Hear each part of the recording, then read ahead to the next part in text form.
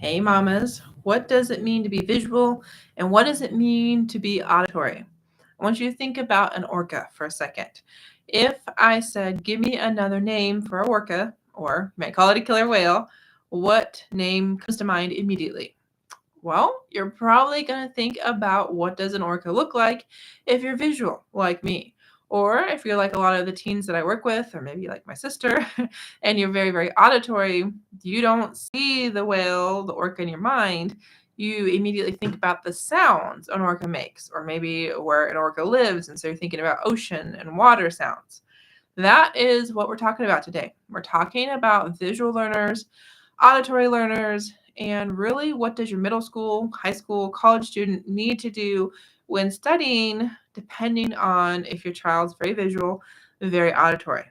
Now, before we jump into this, do you know I have an amazing Facebook group? If you're not already a member, you can join us by clicking the link in the description, answering a couple of questions, but I encourage you to do that after the video because you're going to leave with some really awesome ideas, really awesome things to help your visual and auditory learner today. Now, if you have a different learning style, maybe kinesthetic kiddo or tactile, very hands-on, we'll talk about that in a future video. So definitely do know I help all three learning styles. I help students personalize their learning no matter how they learn through study skills. So let's talk about the orca some more. Okay. If you're very visual and you thought about what they look like, I would love to know what kind of answers you came up with. Share those down below if you would.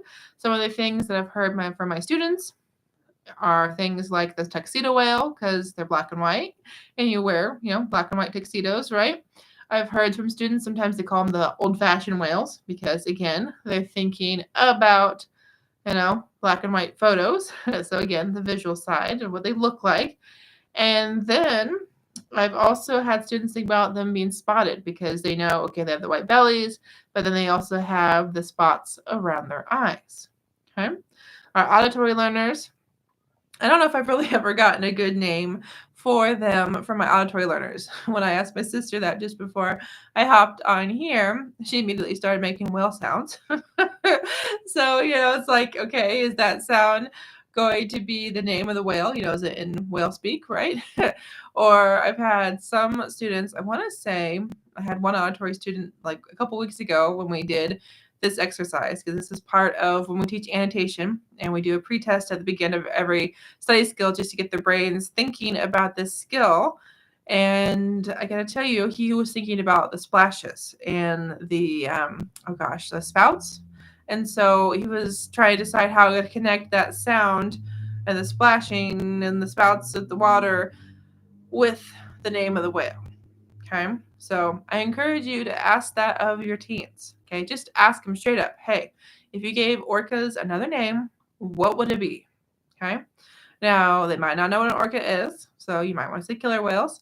And, maybe they don't know because you guys don't live near the water. Maybe you've never been to an aquarium. So that's an amazing learning opportunity right there to do some research on orcas. The example that I always give my students is Free Willy. Okay. I love those movies. I don't even know how many there are, but I know there's way more than one. I'm pretty sure it's like 2, 3, something more than that. And so the answer I always give when I talk to my students and say, hey, what's another name for an orca? I always say Free Willy.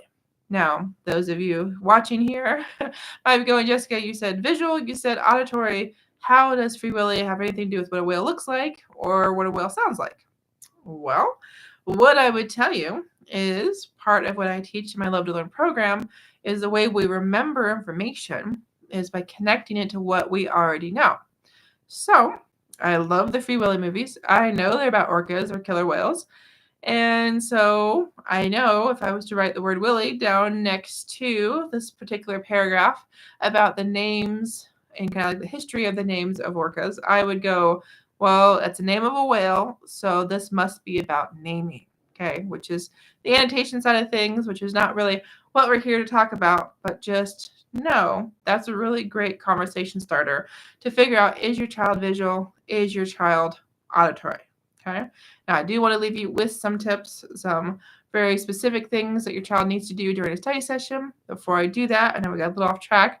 I just want to say thanks for watching here on Facebook. Thanks for watching on YouTube. Be sure to follow, be sure to subscribe, because there are so many more videos, so many more tips and strategies I want to share with you to help your tweens, your teens, your young adults love to learn. And if we haven't met, I'm Jessyka Coulter, the CEO and founder of Ace Cookie Tutoring. I teach teens how to learn through study skills. And I meant to say teach them how to learn so they can love to learn, but it kind of got garbled there. All right, so maybe this is obvious, maybe it's not by now, but do know visual learners, they need color, they like to read, they like their pictures, and if you're going to have them watch a video, they've got to have captions. Okay, those are 4 very important things about visual learners. So how do we tie that into study skill, and how do we bring that into study sessions?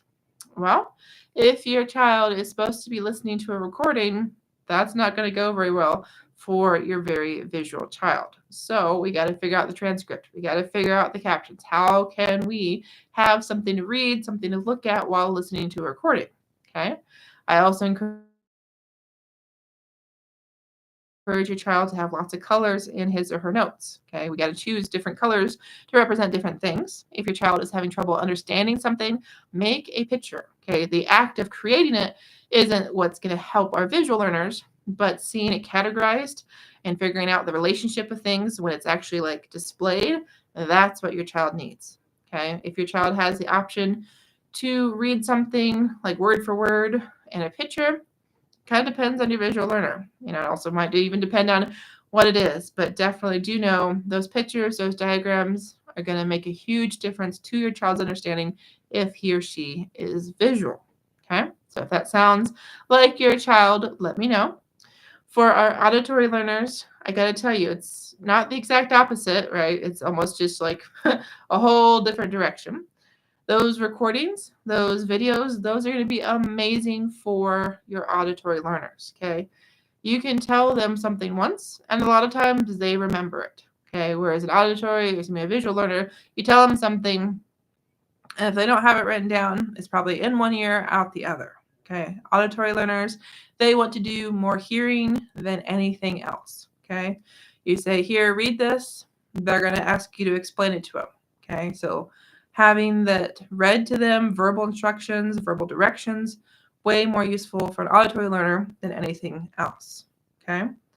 Now, I would also tell you something that your auditory learner can do during a study session, something really simple, is to listen to an audiobook, right? Or like in this day and age, with so much technology, the whole voice to text thing, if the computer can read to your child, that's amazing, whether it's a textbook, whether it's their notes, okay? I'd also encourage your child to have written down what needs to be written down. So going to some of the note-taking rules that I teach, that's, again, different video, different topic, but the goal is that your child has something written down, maybe drawn down, whatever, that's going to spark that recording, basically, of the teacher's voice or of the video or of a classmate explaining it, like something that's going to be a connection point between what your child heard and then your child reading it again. So it's not your child's reading it that's going to help your auditory learner.